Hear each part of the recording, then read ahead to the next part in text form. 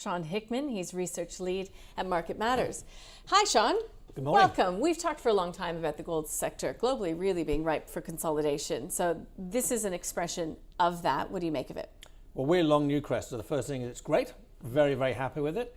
A lot of people were asking us over the last 24, 48 hours, how do we play this, of course? Yeah. And I think that's the bottom line. What's the risk reward? How should we play it from here? We're staying with our Newcrest.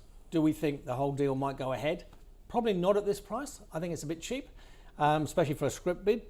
0.38 shares, go about 0.42, something like that. 0.45 would be nice, but I don't think it would get that high. Anywhere towards $27, $30 around that mark, we'd be very, very happy to sell our Newcrest. A lot of people are saying the word opportunistic. You read it out there, nice long word. But people should remember that Newcrest has been an awful performer for many, many years. Yeah, I also referenced, operational problems that it's had. For as long as I remember, Newcrest has had operational difficulties. It's been a shocker. I mean, I don't want to use the word dog, but it comes into conversations often. It's been a shocker. So over the last decade, Newmont shares have yielded more. They yield nearer 3%. And it's actually delivered way over double the performance of Newcrest. So one could argue that over the last decade, we shouldn't argue, it's a fact, has been a far better company. I think it's got far better management, more conservative, more stable is a nice word, especially without us having a CEO at Newcrest at the moment. So why wouldn't you want Newmont shares at the right price for your Newcrest? I know we would. We think at the right price, it's a great deal. I don't think Barrick would step up. They made some comments in South Africa overnight that they're not that keen. I don't think they would say they were keen if they were looking at it, but I think this is a Newmont deal. I think it would probably go ahead at the right price. I think that's what most people are sitting on. Most people that own shares are saying, yep, we'd love this to go ahead at the right price. So today we're looking at about $26.40 after the drop in the share price overnight of Newmont, anywhere around that $28, maybe more if I'm being a bit too optimistic myself. Mm-hmm. And we'd be very happy to take profit on Newcrest and look elsewhere. Okay, well, interesting. Newmont says, according to sources that have spoken with Reuters, that it is considering upping that offer. But just to the point about Barrick, I mean, do you not think that they've got the financial capability? Do you not think that they have the will? Or is it just that Newcrest, correct me if I'm wrong, used to be part of Newmont, and so it's a one guest put it earlier, getting the band back together type thing? No, I mean, the CEO summed it up last night in South Africa when he said growing for growth's sake doesn't make sense to Barrick. Have they got the capability? In my opinion, definitely, especially if you're issuing shares. That's no great deal. But I don't think it's on their horizon. I don't think they were looking at it, and I certainly don't think they want to go into a bidding war. So my gut feel, we apportioned overnight.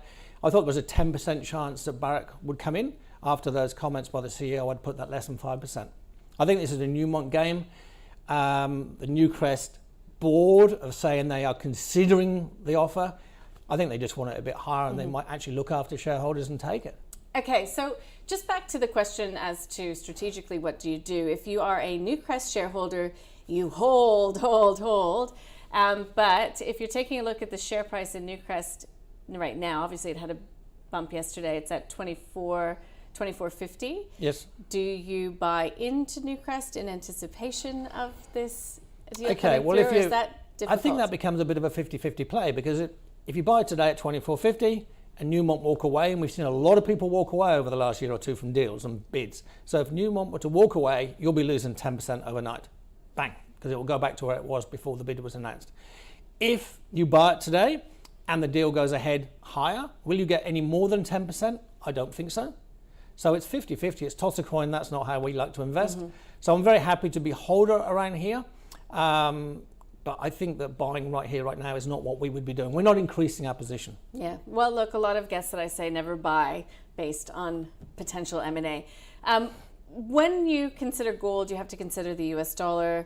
The jobs report on Friday really changed the trajectory of the US dollar. Saw a bit of a resurgence through the overnight period, but has anything changed significantly in your thinking about the USD? Well, no, over the last 3 or 4 weeks, we've been saying to you that I've been saying to you our main macro view for this year is the US dollar's due a bounce, and it's come in with a bang since Friday's jobs report. You never quite know what's going to cause it, but it's fallen an awful long way. It's bouncing back. I could see 105, 107, something like that, as we saw on Friday when gold dropped $50.